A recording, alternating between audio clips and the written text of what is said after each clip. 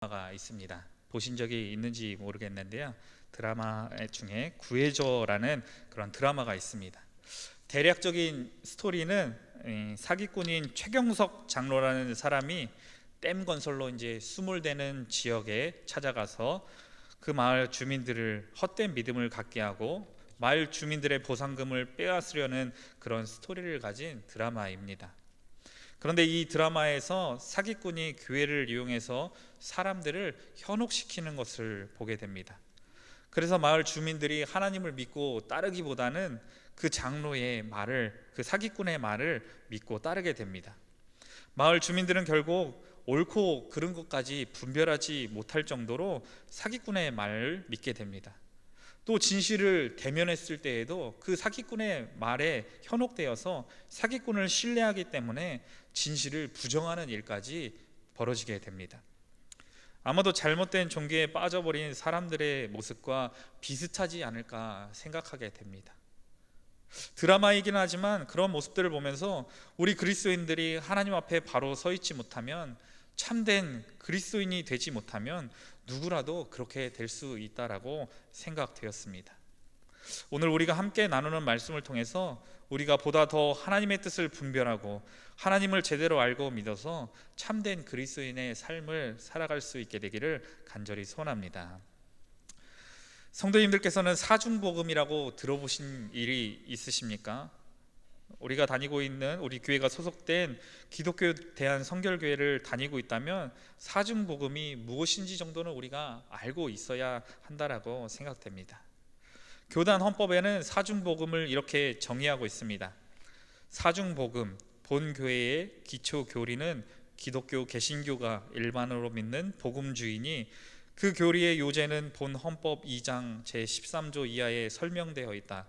그러나 창립 당시로부터 중생, 성결, 신유, 재림의 4대 표제를 들어 강조하여 왔으니 이는 평강의 하나님이 친히 너희로 온전히 거룩하게 하시고 또 너희의 온 영과 혼과 몸이 우리 주 예수 그리스도 강림하실 때에 흠없이 보존되기를 원하노라 하는 말씀에 부합되는 복음이다 라고 사중복음에 대해서 교단 헌법에 이렇게 정의하고 있습니다.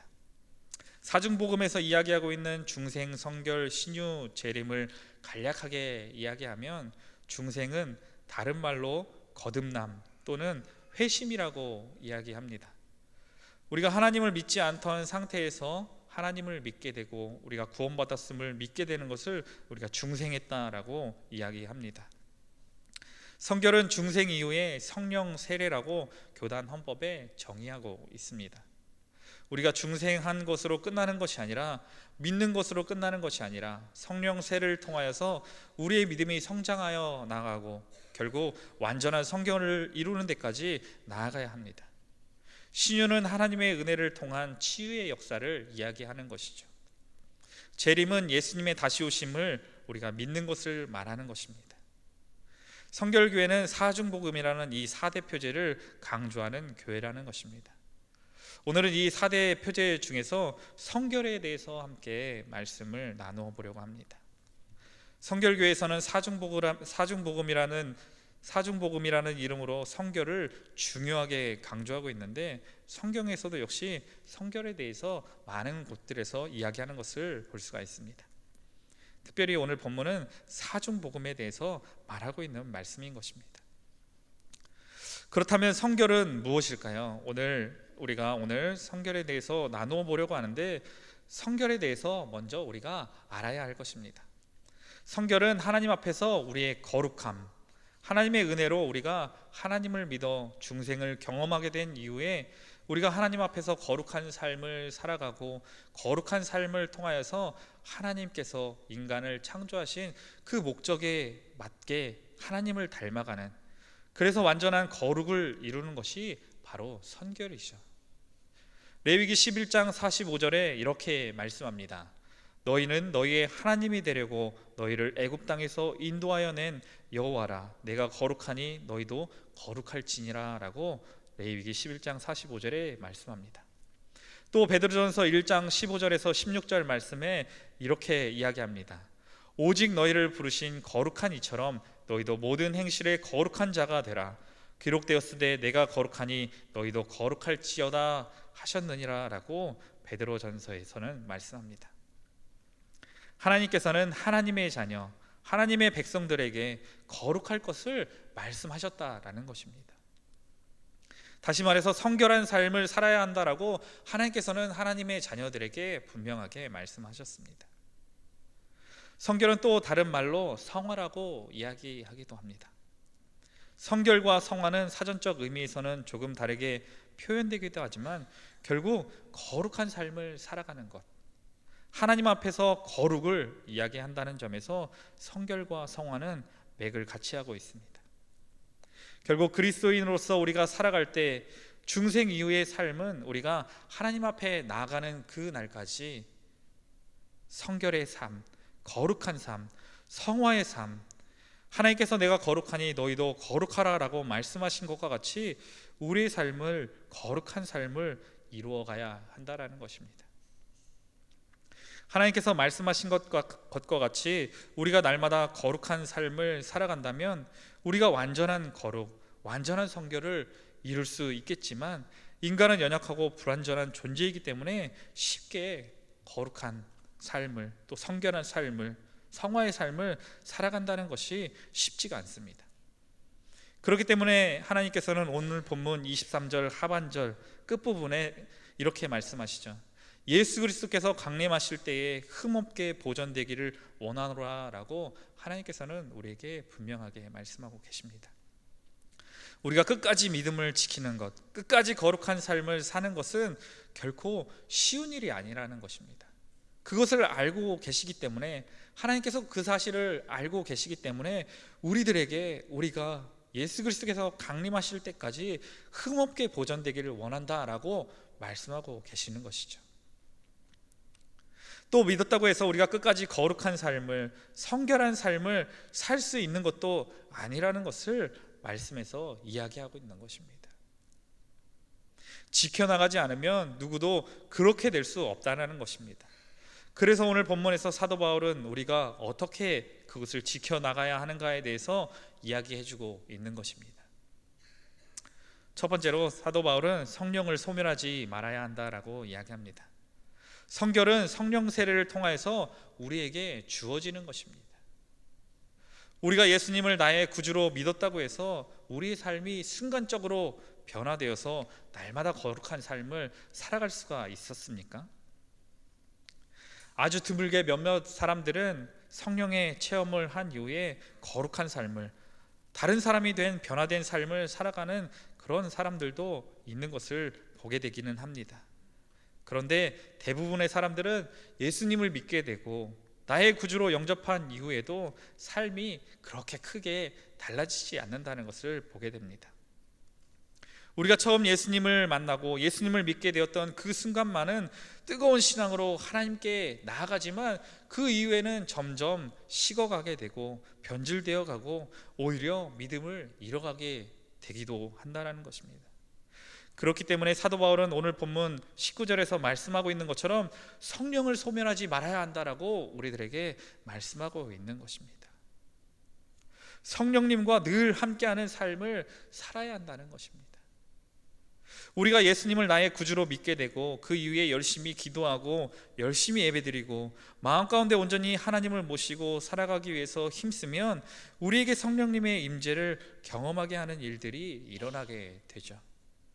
우리들의 삶 속에서 하나님께서 나와 함께 하심을 깨닫게 해주시는 그런 일들이 우리들의 삶 속에서 일어나게 된다는 것입니다.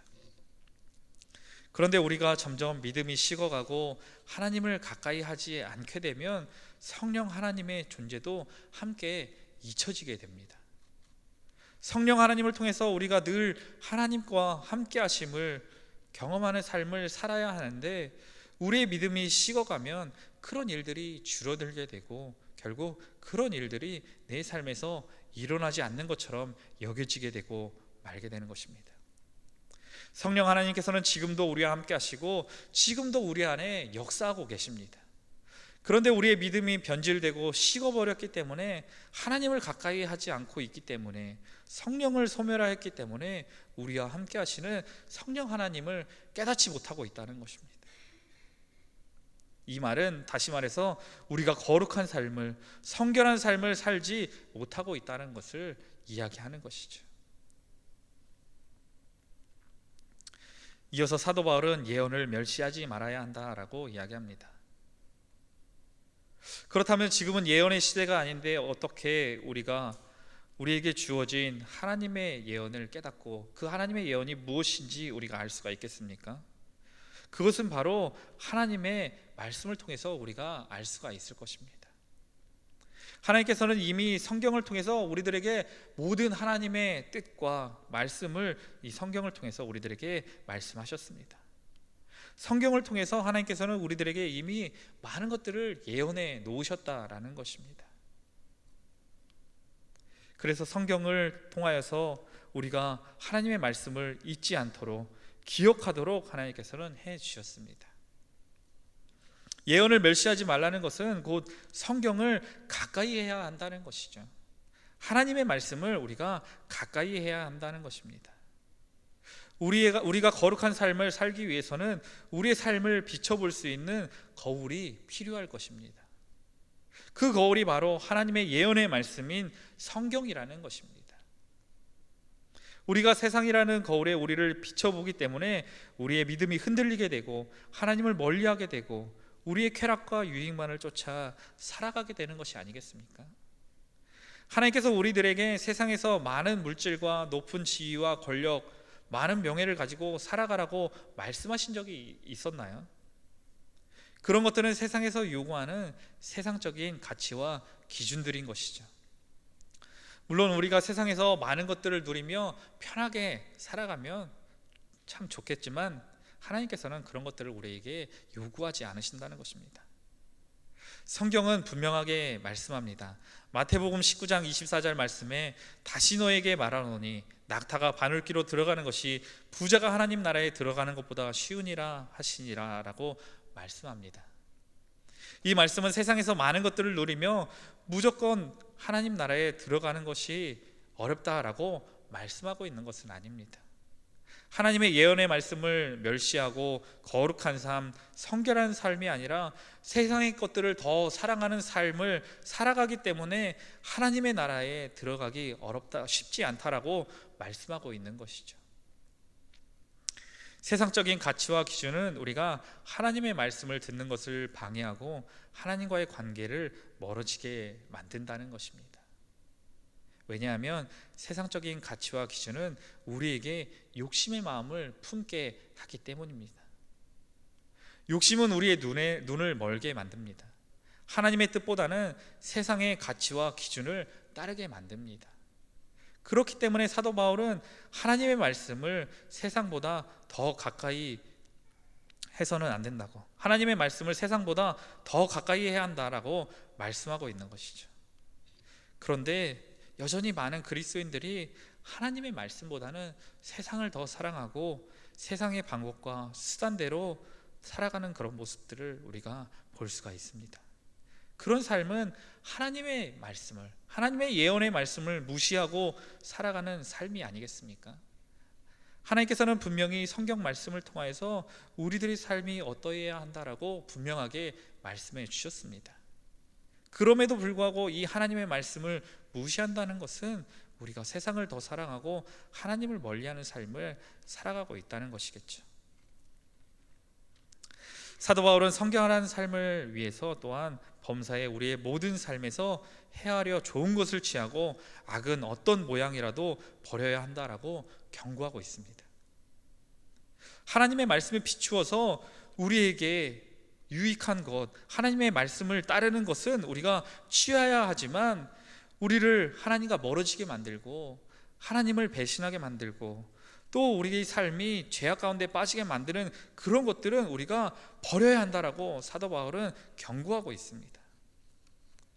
세상을 살아가다 보면 악한 것들이 우리의 삶에 더 유익해 보일 때가 너무나도 많이 있습니다.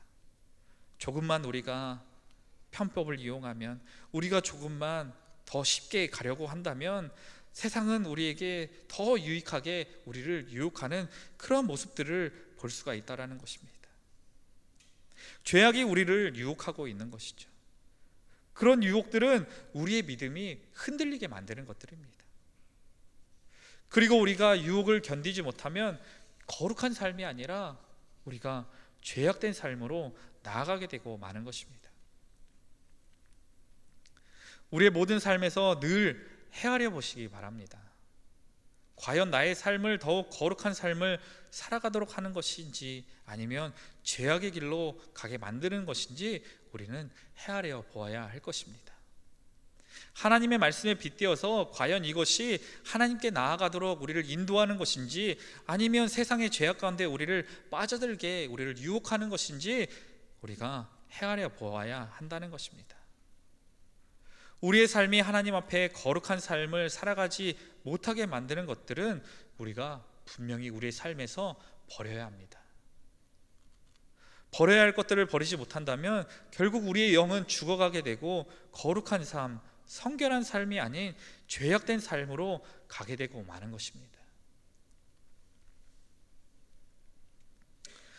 앞서 사도 바울은 성결한 삶을 위해서 우리가 해야 할 것들을 종합해 보면 결론적으로 성결한 삶을 위해서 우리의 신앙이 성숙해 가야 한다라고 말할 수 있을 것입니다.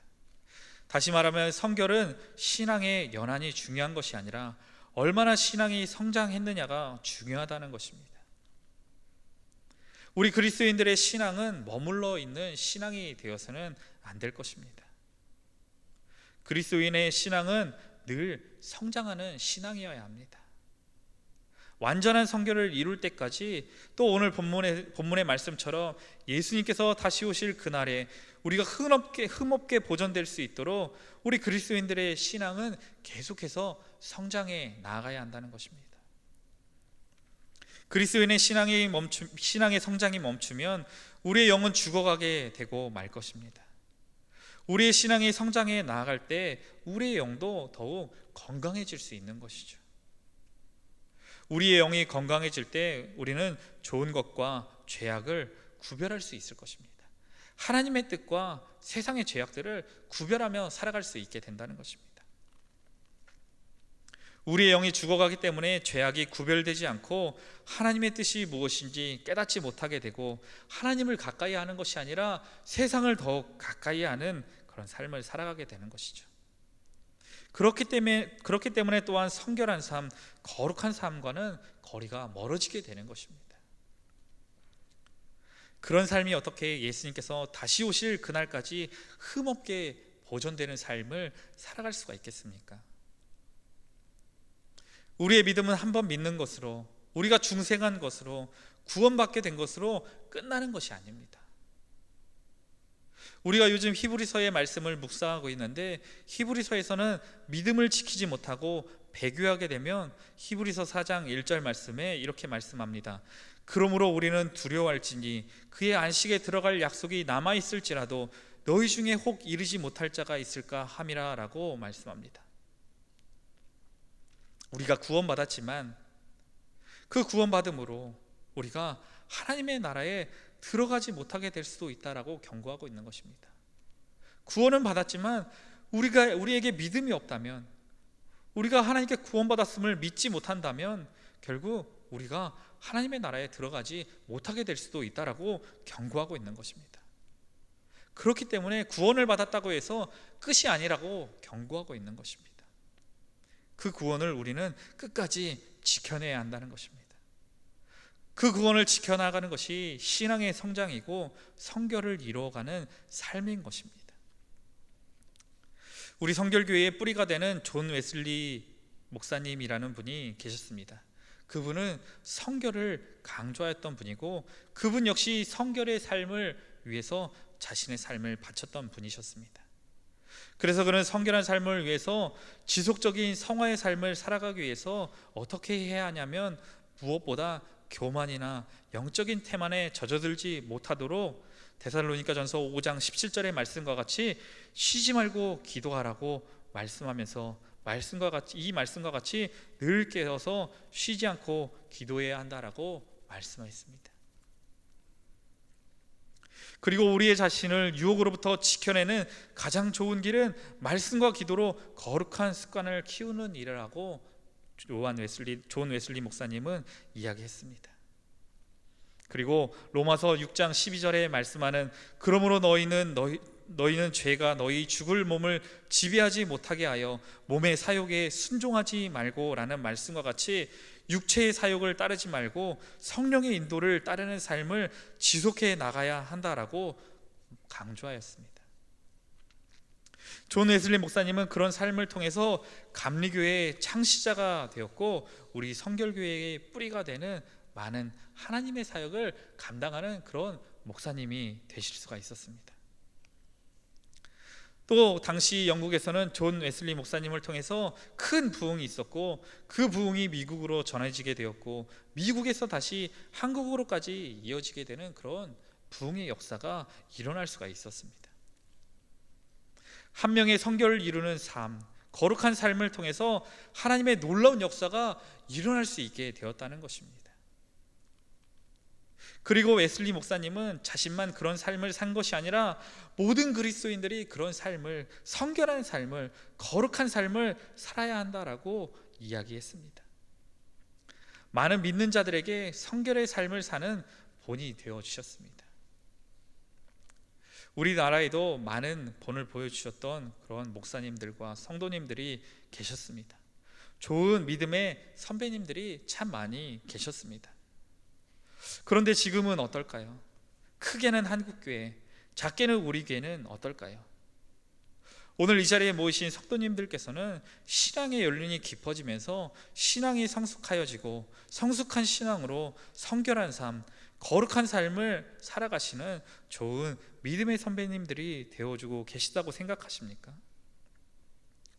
우리는 모두 다 성결한 삶, 거룩한 삶을 살아가는 신앙의 성장을 이뤄가는 성숙한 신앙의 선배님들이 다 되어 주셔야 할 줄로 믿습니다. 오늘날 교회에 가장 필요한 것이 바로 그런 신앙의 선배님들이 아닐까 생각하게 됩니다. 오늘날 한국교회가 많이 무너져가고 있다라고 이야기합니다. 한국교회가 위기라고 이야기합니다. 그 위기가 어디에서부터 시작된 것일까요? 많은 이유들이 있겠지만 많은 신앙의 후배들에게 신앙의 유산을 물려줄 수 있는 성결한 삶, 거룩한 삶, 믿음의 본이 되어주는 삶을 살아가는 신앙의 선배님들이 찾아보기 어렵게 되었기 때문에 한국교회가 위기를 맞이하게 된 것은 아닐까요? 믿음을 지켜나가고 신앙의 성장에 나아가는 그런 본이 되어줄 수 있는 성숙한 신앙의 선배님들이 필요한 시대가 바로 지금의 시대라고 생각됩니다. 오늘 이 자리에 모이신 성도님들께서는 성숙한 신앙으로, 성결한 삶, 거룩한 삶으로 많은 신앙의 후배들에게 본이 되어줄 수 있는 그런 신앙의 선배님들의 삶을 살아갈 수 있게 되기를 간절히 소원합니다. 한 가지 이야기만 하고 말씀을 마치도록 하겠습니다. 이번 주 목요일에 교육자 회의가 있었습니다. 그래서 그 교육자 회의에 다녀왔는데 교육자 회의에서 말씀을 전해주신 목사님께서 마지막에 이런 말씀을 해주셨습니다. 한 동네 어귀에 큰 돌 하나가 있었는데 낮에는 괜찮지만 밤에는 잘 보이지 않아서 많은 사람들이 그 돌에 걸려 넘어지고 다쳤다고 합니다. 그런데 이 동네에 조각가가 새롭게 이사를 오게 되었습니다. 조각가는 마침 동네 어귀에 있는 돌을 보고 그 돌을 가져다가 조각하기를 시작했다고 합니다. 그리고 마침내 조각가는 그 돌로 멋진 말 조각상을 만들었다고 합니다. 그래서 동네 사람들은 조각가에게 물었다고 합니다. 어떻게 그 돌로 말을 조각할 수가 있었습니까? 라고 마을 사람들은 조각가에게 물었습니다. 조각가는 그 물음에 이렇게 대답했다고 합니다. 저는 그 돌에서 멋진 말을 보았습니다. 그래서 그 멋진 말을 보이는 대로 필요 없는 부분들을 파내었더니 멋진 말이 완성되었습니다. 라고 조각가가 대답하였다는 것입니다. 우리 신앙인들도 성결을 이루어가는 삶, 거룩한 삶을 위해서 성경이라는 거울에 우리를 비추어 우리가 성결, 거룩해지는 삶에 필요 없는 부분들을 파내어가면 마침내 우리는 하나님의 형상을 닮아가는 성결한 삶, 거룩한 삶을 완성해 갈 수 있게 된다는 것입니다. 그것이 바로 신앙이 성장해 가는 것이고 성결을 완성해 가는 것이고, 오늘 본문의 말씀과 같이 예수 그리스도께서 오실 그날에 흠없게 보존되는 삶을 살아가는, 하나님의 뜻을 따르는 삶을 살아가는 삶인 줄로 믿습니다. 우리 모두 오늘 말씀을 기억하셔서 우리의 신앙은 성장하고 성숙하여지고 이 시대에 필요한 신앙의 본이 되는 신앙의 선배로, 그리고 오늘 말씀과 같이 예수 그리스도께서 다시 오실 그날에 흠없게 보존되는 성결을 이루는 거룩한 하나님의 백성들이 다 되시기를 간절히 소원합니다. 우리 함께 오늘 말씀을 붙들고 함께 기도하도록 하겠습니다.